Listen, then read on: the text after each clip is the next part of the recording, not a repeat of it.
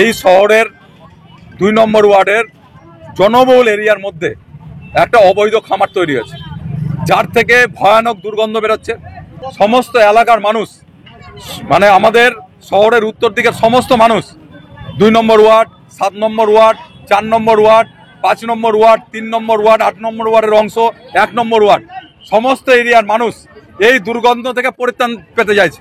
আমরা শহরের ডাক্তারদের সঙ্গে কথা বলেছি, তারা বারবার বলছে এই দুর্গন্ধ যদি মানুষের ফুসফুসে ঢোকে তাহলে বাড়ির বৃদ্ধরা, বাচ্চারা এদের ফুসফুসে রোগে আক্রান্ত হবে, আরও যদি বেশি হয় অ্যালার্জি এবং তার সঙ্গে ক্যান্সার হবে।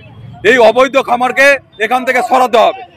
আমরা যতক্ষণ না পর্যন্ত এই অবৈধ খামারের সম্বন্ধে কোনো ঠিকঠাক বার্তা আমাদের প্রশাসন থেকে দেওয়া হবে, ততক্ষণ পর্যন্ত আমাদের অবরোধ চলবে।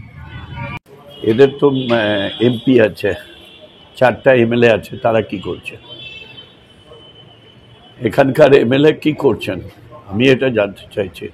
আমরা যখনই আমাদের কাছে অভিযোগ এসে আমরা তৎক্ষণাৎ পৌঁছেছি, along with local councillor and vice chairman, তাকে নিয়ে ওই এলাকার লোকদের সঙ্গে কথা বলেছি।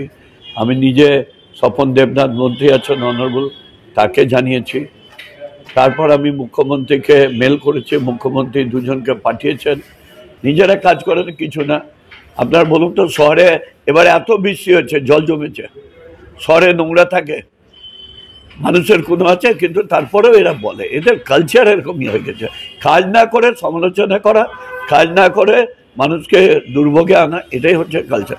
আমাদের মাননীয় মুখ্যমন্ত্রী খুব সিরিয়াস একদম এসব ব্যাপারে।